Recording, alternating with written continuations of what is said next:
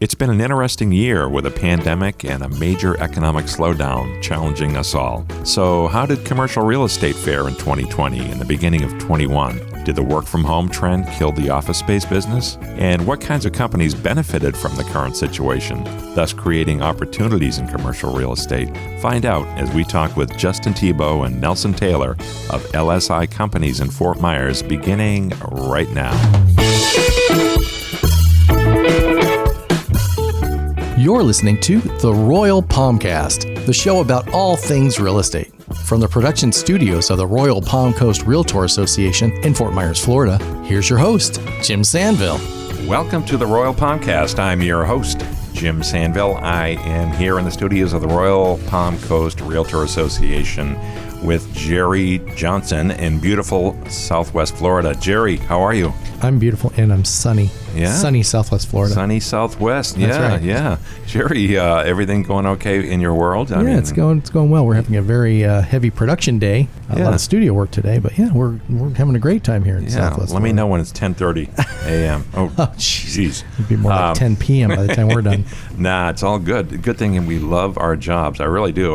Yes, we do. I'm very fortunate to work here at the Realtor Association with some amazing people, and doing this show, I get to meet even more amazing people, including today's guests. They've both been here before, and their area of expertise is commercial real estate.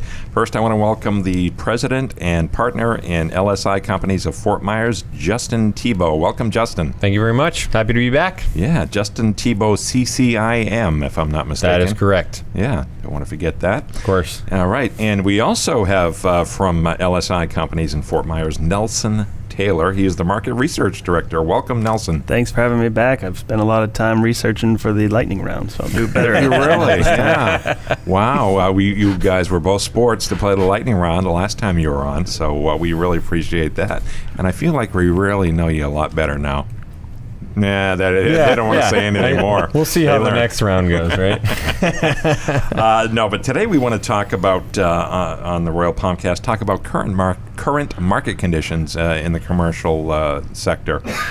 We focus mainly on residential stuff, but we also have a commercial side to us here at the Realtor Association as well. So I'm thrilled to be able to talk about current conditions with these two experts on the topic. So let's jump right into it. The elephant in the room, COVID-19. How has that impacted the commercial side of things? Well, I think you got to go back to the very beginning. I mean, when you start to look at what kind of started in April was we reached a local unemployment level of about 14%, and that's when the government and the Federal Reserve stepped in and kind of lowered interest rates, but that only was able to spark the purchase of durables, your homes, your cars, your larger purchases, but they couldn't make you go back to restaurants. So a lot of the retail stuff kind of suffered leading up into this general recovery we're having now, but a lot of it was suffered just because of the inability to go to a restaurant without feeling safe. But hopefully the vaccine is really going to change this. Yeah, well, and the fallout was evident, the retail world especially. But what's been interesting to see is the bounce back and what's occurred since then. And we've started to see retail reemerge. Obviously, for commercial real estate, it's primarily been the essential business type things that are reemerging for new development, the drive-throughs, the service stations, that type of retail. But there's also been another sector that's kind of come back. Isn't that right, Nelson? It sure has. I think if you really want to look at it, since the 14% unemployment rate in April last year, we dropped down to a 4. So we've recovered about 60,000 jobs, which has caused the industrial market just to rage, which a lot of it is if you kind of look at the airport, bringing in a lot of freight traffic. So I think in December we had our largest freight of total pounds brought in that was affecting the home building market and a lot of things that were going under construction right now. So that's a metric you keep an eye on. Yeah, it's one of the metrics I look at. One of the many, yeah. He dreams about that. Yep. So I mean, when you start to look at it, I mean, we forecasted earlier this year, I guess at least in 2020, that coming out of the first quarter, we had a huge growth in permitting activity for the residential market. We were on pace to have a boom year.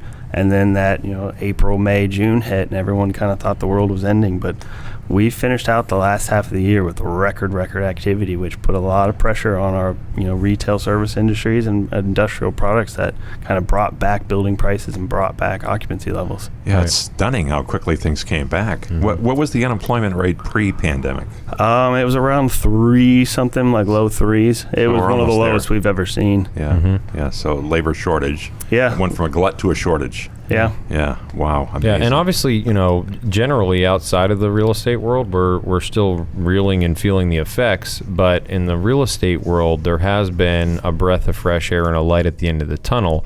It's just not in the same sectors that it was before. We're not seeing as many new restaurants come in. We're not seeing as much of the general retail, the big box retail. It's still happening, but not at the pace it was prior. Nelson, you must have some insight into this. What percentage of the businesses were lost forever over the past year? Oh, I don't have that stat specifically. I'd have to kind of break that down. I think FGCU kind of looked at it to see how many businesses we lost, and it was a lot of restaurants and kind of the small mom and pop shops. But if they were able to hold on, a lot of these landlords were able to, provide free rent and some type of offset that would allow them to kind of hold on and fight through the pandemic to, make it through this recovery. And I saw a stat today, I think, from CoStar, who tracks a lot of commercial stuff. They were looking at the vaccine rate versus occupancy rate in hotels daily. So we're seeing a huge recovery in a lot of these asset groups that were, really, really suffering. And especially when you look at the population growth down here right now, a lot of people fled these urban markets and came down to here. So, if you don't build anything new, but you add a lot of people, it's going to really affect the service industry. It's putting more pressure on it and having them. A lot of these people need this, what they serve. So it's good stuff. Yeah, but the landlords kind of took it on the chin, didn't they? The good thing is that, especially in our market, the landlords did take it on the chin and realize the magnitude of what we were dealing with, because for the most part, landlords that worked with their tenants with the end game in mind to keep their tenants long term, they're now enjoying the fruits of the labor because now they have tenants that believe in them and want to stay in their facility. So those that weren't ready to accommodate probably will feel that impact later. But those that did take it on the chin and help their tenants stay in place, gave them some rent relief, they have loyal tenants now. And that was the right move, in my opinion, to do that. And generally speaking, what I've seen in our market, that was done. And tenancy is holding in our area across each of the sectors. Obviously, on face value, we see some that, wow, that's empty now. But for the most part, across office, industrial, and retail sector, tenancy is holding strong. Did any of the federal programs having to do with COVID, did they make the landlords whole? I haven't seen them that make the landlords whole. I've seen them like the PPP program that's helped tenants pay rent for landlords. Unless I'm missing something there, Nelson, I haven't really seen any landlord relief. Yeah. Hopefully if you helped out the businesses, they helped out the owners. So It's a long-sighted decision when you handle it the way many of them did. So that's good stuff. Now, I saw recently that NAR named Cape Coral Fort Myers one of the top commercial markets in the United States. What's up with that? It's going gangbusters, but it is. Is this surprising to you? Maybe not. We've always been somewhere hovering in the top 15, call it, right? Uh-huh. Now we're escalated farther, and the general drivers have always been there. We're in sunny Southwest Florida, the beaches, the all the attractions we have here, wildlife, and it's easy to get here. COVID has pushed us even further and accentuated that, because for folks that were living in dense urban environments in other areas, maybe they were on the precipice of retirement, maybe now they've been offered an early retirement package, they're coming to Florida, and they're not going to stop coming to Florida. And on the flip side of that, not just that generation of folks are coming to Florida, folks that are now working virtually indefinitely are coming to Florida, because would they rather live in Kansas and do their work where they are right up the street from their office they're not going to, or would they rather live in Cape Coral or Fort Myers where they can get right to the beach in 10 minutes and have a good time when they're not working? So I am surprised the velocity at which folks are moving here and the fact that we're catapulting so quickly to that, but I'm not shocked that it's happening in general. Now, that's obviously a big impact on residential, but it trickles up to commercial. Well, rooftops drive commercial. So, the more residency that we have here, the higher average sale prices and median sale prices we have on homes drive different users for commercial real estate. It drives the healthcare industry. Rooftops drive it all. Mm-hmm. And there is a stat that I do follow. It's the registered vehicles monthly by county. So it shows you just how many new cars and basically new residents we have in the area. And just in the last year, from April to March, we added about 15,000 new registered vehicles on our roadways just in Lee County. 15,000? Correct. That explains No the traffic. wonder. Correct. So, that's kind of what you've got to really look at our area. Synonymously, when we were looking back, we were in the top 40. We're a tourism town. That's when we swell is in that December through April, and everyone leaves after Easter. But I don't think they're going to be leaving Yeah, I now. haven't seen a whole lot of leaving yet. Right. No. I'm waiting. Well, and one other piece of that is the affordability factor in like the Cape Coral MSA. Folks that are coming from other markets aren't used to being able to buy a new 3-bedroom, 2-bath, new construction home, maybe with a pool for $350,000. That doesn't exist in a lot of other markets in Florida. So that just adds to the list of long drivers that are bringing folks here. Now, clearly not everywhere in Fort Myers and Cape Coral is like that. We have huge monstrosities on the river that go for millions and millions, but for the most part, the affordability factor is a huge driver. You see a lot of these rooftops, as you refer to them as, are homestead exemption houses that are kind of ghost houses, right? Right. Yeah. Yeah, absolutely. That's an interesting phenomenon. I've never seen that before. Yeah, and I think a case study on that would be very, very interesting to see the magnitude of that, because obviously, there's big benefits to having your residency in Florida versus other places, and it'd be interesting to see to what magnitude that really is occurring, Yeah, I'm reminded of it daily. I live in Cape Coral on a canal, and the house across from us, it's a 200-foot canal, is the biggest, nicest house on the canal, and I've seen people in it 2 days in the last 2 years. Yeah. So I'm going to guess that there's a homestead exemption. Or maybe involved. they're just very quiet. Very quiet. They have 38 houses around the world, so that's one of the lesser ones, perhaps. I don't know. I don't live in that world too much. So let's also talk about what you think things will be like post-pandemic in the immediate future, because we want to do another show with you at some point where we talk about your vision for 5, 10, 20 years out. But how about over the next few months in 2021? Through the rest of the year. So, Nelson, I'll kind of share my thought and then lead into it. I think hesitancy is probably the biggest word here that we're dealing with, especially on the end user side of commercial real estate, is hesitancy and what ifs. There's a couple sectors in particular that I think have the most hesitancy, and they're the ones that you would expect. It's the hotels, it's the experiential retail, meaning like the movie theaters, the Dave & Buster's, those type of things. What do you? Exactly. It's just all going to be comfortability with high-packed environments of people and high touch-point environments. So, when you look at that, even especially in the office world, Gartner has been out of their offices for almost a year, and they're not going back till September. So, but they're paying the rent. So if you're that landlord, they're paying. They may not be physically in it; they're economically in it.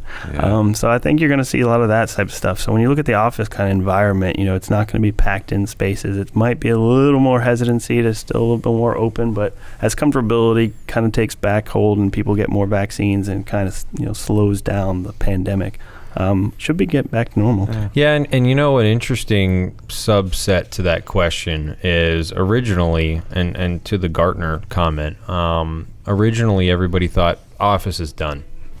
People aren't going back to offices anymore. People want to go back to offices is what we found, and kind of what we thought early on.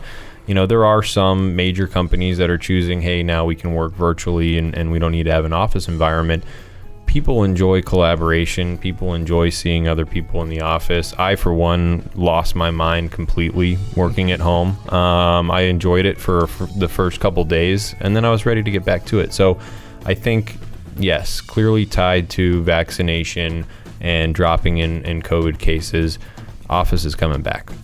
Yeah, there's lots of anecdotal evidence out there that people want to go back, to your point, because there's a whole other component, whole other layer of human interaction that doesn't happen remotely. Right. Exactly. Yeah. All right, we do need to take a very quick break here, so if you don't mind hanging around for just a minute, we will be right back after this.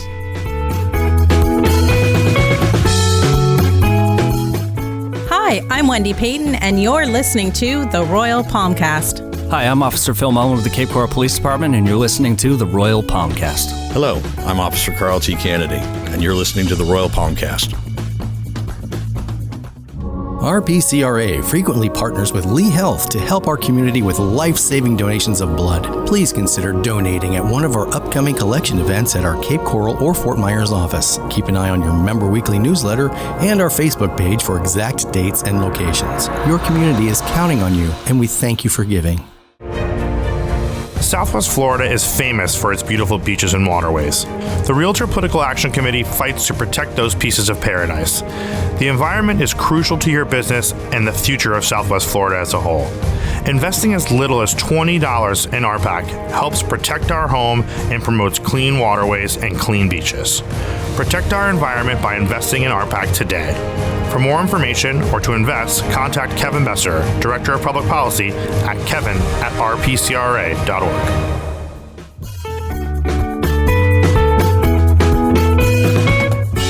We are back on the Royal Palmcast. I'm Jim Sanville along with Jerry Johnson and our guests. Today we are honored to have in the studio Justin Thibaut and Nelson Taylor from LSI Companies in Fort Myers. They are one of the major players in the commercial and land space here in Fort Myers area. And they are a wealth of knowledge, so we are pleased to pick their brains for the balance of this show. The focus of today's show is the current situation in the Southwest Florida market. And I'd be interested to know if how other markets are faring, but I guess we could, Nelson, you probably have all kinds of details and stats that show me comparatively how Southwest Florida is doing. I do. How are we doing? We're doing pretty good. I think if you really want to just look at it, it's all based on population growth. You know, when you start to look at our occupancy rates, because if you don't add more space but you add more people, there's going to be more demand on the current space, which is going to increase occupancy levels and increase rents. So that's kind of why we see new construction, especially in the industrial sectors, because demand is so high. But, I mean, really, when you look at it, the unemployment rate nationally, I think, is still in the mid-sixes, and we're Lee County sub, 4.1% and dropping. Yeah. So we're recovering a lot faster than most just because people are down here. So, I mean, that's really one thing you want to look at when you start to just figure our area out, is if you track that population, it's about 4 times the national and 2 times the state average, which makes it a desirable area to add more apartments, more single-family homes, more commercial buildings, more industrial space. Yeah, and as we talked about before the break, I mean, this is driven by factors that are completely understandable. It's nothing shocking. But Nelson, I'd be interested to know, in your line of work, I mean, you're parsing data all day, every day, and dreaming about it at night. Mm-hmm. So what, occasionally you must see numbers and charts and graphs that just don't make sense to you, that don't ring true, yet they are. You know they are. Does this happen? Yes, it does. It happens a lot. Like what? Give me an example, please. I think when you look at our permit numbers, especially in the single-family environment right now, and if you look like at Cape Coral is probably one of the more interesting ones. If you looked at it in 2012, the entire year, all 12 months, I think we issued 350 permits for new single-family construction, all of Cape Coral. If you looked in August of 2020, we did 354. So we surpassed all of 2012 in 1 month in 2020 for new growth. Wow. Sometimes there's, Nelson's eyes get very wide, and then we look at something you produce, and I say, there's no way. And then we go back, and we regather about an hour later, and yeah, absolutely. Turns this is out what happened. Yeah. It's shocking sometimes. It one really is. 1 in 4 new homes is built in Cape Coral and all of Southwest Florida, Collier, Lee, and Charlotte. Yeah. Wow. Yeah. Cape Coral. Yep. I think they did, 2,800 permits in all of 2020, which surpassed like a 5-year total stretch between 2012 and 2016. It's just, it was insane how much new permit growth is out there, and it's really becoming a fixture, especially the Pine Island Road corridor. Right. We sold a track out there that we thought was going to be a retail-based environment, but some of the highest prices we're seeing in the commercial land is along Pine Island Road, especially in like the healthcare too. Mm-hmm. Wow. Now, Cape Coral is an interesting case study because it's not like like many other places. It was a planned community from 1961 or so. The Rosen brothers were out there getting it done. But one thing it lacks from an urban planning perspective is the industrial base, the commercial base. Is there more of that going on? Well, the city of Cape Coral has been putting a big push on that, and they see the need. And there is a need there. And I've heard of some things happening on the precipice in Cape Coral that are going to support future industrial growth. There's certainly the area to do it. Maybe not quite enough on a long-range planning standpoint, but I know that's something the city's focused on. It needs to happen, more growth in that sector, just because there's so many rooftops. It will inevitably happen as our permit growth continues. Mm-hmm. Now, last time you were on, we talked about the explosion in development, commercial development around Alico here in Fort Myers. Let's dive into that a little bit. And what's the breakdown of who's going in there? What's the use? Sure. So primarily off of I-75 frontage, we're seeing service provider, single tenant industrial buildings as the newest users. And that's the My Shower Door, which is a glass company that does shower enclosures, windows, wine rooms, etc. Distribution points, things like the Robin Stuckey building, which although that's not new news, that is one of the newer buildings around there. Best Home Services, I think, is another one. So service providers. Distribution is a new one coming in, large-scale distribution facilities based on the proximity to I-75 and the airport. And then, interestingly, the strip of Alico along Three Oaks Parkway along I-75 is office for the most part. And I think that has a lot to do with visibility. That was a prime visibility corridor for companies to get good branding and good access. So we're seeing some Class A high-end product come in to an area that was primarily industrial zoned, but agricultural cattle farms for as long as I can remember. Mm-hmm. How many of the big projects occupy former cattle farms and strawberry fields? A ton. Anything really, savvy landowners understand the process and they keep agricultural exemption until it's time. And that's what a lot of the folks in that corridor do. Interesting. All right. And what do you see happening in the Alico area specifically? Is that going to continue to grow? Do you have data that supports that, Nelson? Yeah, I mean, I've tracked a lot of the transactions out there and a lot of the permitting activities. So, I mean, it was a sleepy corridor for a long time, but a lot of the residential boom that happened, with Wild Blue and Center Place and, Verdana and Corkscrew area for just that whole, it added a lot of new population, which demanded services, and that also demanded construction supply, which made the Alico corridor a foundation to build your metal warehouse shop right there. That you could supply roof trusses, you could supply windows and AC fixes and all that kind of good stuff. But the land is getting gobbled up pretty quick. It is, and outside of the single tenant industrial stuff, we're seeing a lot of multi-tenant industrial flex, which to me, it's a perfect spot for that. Again, back to the proximity. It's industrial zone land. It's right along I-75, right in the middle of Lee County, to where Collier County, Charlotte County, Hendry County, Glades County, everywhere around here can be accessed relatively quickly because of our highway system. It's a perfect spot for that. So we're seeing the birth of a few large-scale multi-tenant industrial flex projects, and I'm sure those will get snapped up very quickly. They're not going to have any trouble leasing up new industrial flex in that corridor. Especially with the Three Oaks Road right there, with the plan of it connecting all the way to Daniels, it's going to really open up that corridor to rush from San Carlos Park all the way up to the Daniels corridor. So it'll really have access points from a wide variety of areas in the county. You can almost see the traffic jams forming now. Yeah. Oh yeah. But the Department of Transportation, they have their eye on the ball here. Absolutely. And we've heard presentations from them here at the Realtor Association. So it sounds like even if at times what can we do? More people are coming, but they're doing their best, I think. They're trying. They better. We got a lot of cars added to this road. Yeah, we do. Now, how important is rail service to the development of commercial spaces? I would say not very, at least in our market. There is the, Seminole Railway corridor right there. They do the murder mystery train. I've never been on it, but I think it's one of the more notable uses for it. I don't think, I've only gotten caught on Colonial, I think 3 or 4 times by the train coming through, but it doesn't really transport a lot of our commodities here. I think more in the center of the state. It kind of has that corridor area. Phosphate. Correct. Yeah. Yeah, for South Florida, the rail line is underutilized for what it could be, but it's definitely, other states outside of Florida and then into northern Florida, it's paramount. But we're more, our commodities are moved more by trucking here. So Cape Coral is not at a disadvantage because they lack direct rail access, right? No, I would say no. Yeah, okay, that's good. That's good.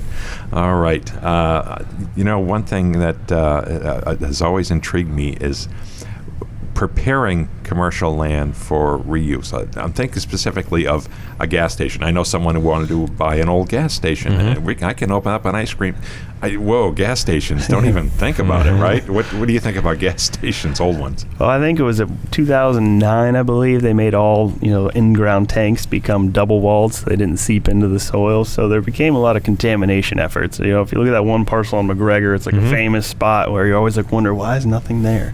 And you go look at it and it's highly contaminated. It becomes a remedial effort, and it almost, when you start looking at your financial feasibility of, let's go vertical, let's buy the land, and oh my goodness, we got to clean this up. Exactly. Not a good idea. Yeah, but in other markets, I've seen really cool, interesting reuse of older gas stations and service stations, and it's those that don't fit the norm now. It's the model back in years past was 4 pumps or 6 pumps. Now we look at 8 pumps, 16 pump gas stations.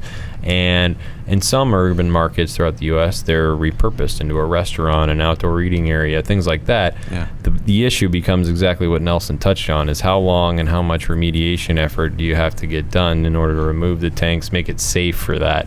It puts a little bit of delay on what could be a really cool idea in the end.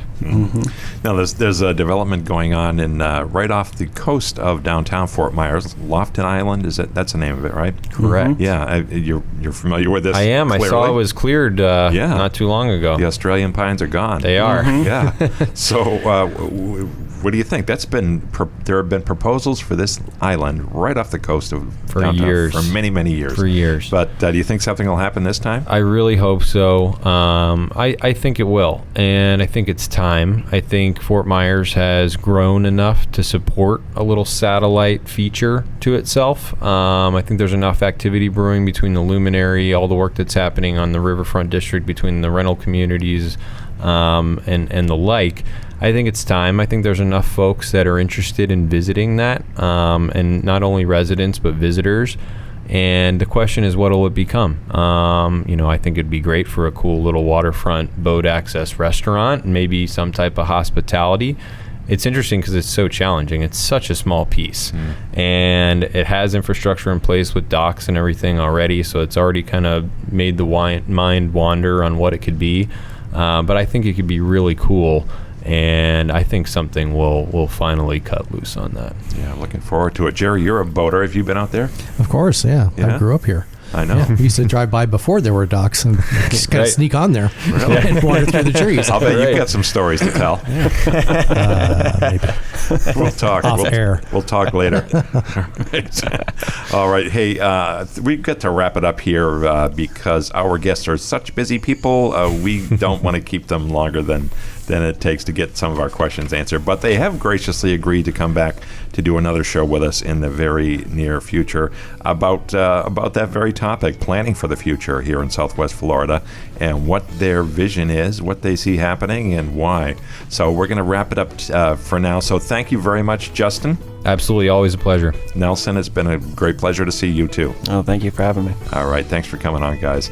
And my name is Jim Sanville, the host of the Royal Palmcast, along with Jerry Johnson. Thank you, Jerry. Thank you, Jim. Great job, great job. And I also want to thank Beata Jones. Beata is our CEO, and she does a wonderful job and supports us to the nth degree here at the Royal Palmcast, so we appreciate that. And if you want to get in touch with us here at the Royal Palmcast, you can do so by sending an email to shows@rpcra.org. That's shows@rpcra.org. Let us know what you think, what you want to know about, what guests you want to hear, and we will do our best to accommodate you. Again, my name is Jim Sanville, and we will look forward to talking with you again soon. Thanks for listening to the Royal Palmcast. Be sure to listen again each week, share, and subscribe on your favorite podcast app or YouTube. And be sure to check out our sister podcast, Realtor Riff Rap, and our video news show, Realtor's Corner, which can be found on the Royal Palm Coast Realtor Association Facebook page and YouTube channel. For information about sponsorship opportunities for this and other RPCRA productions, email us at shows@rpcra.org. This has been a production of the Royal Palm Coast Realtor Association.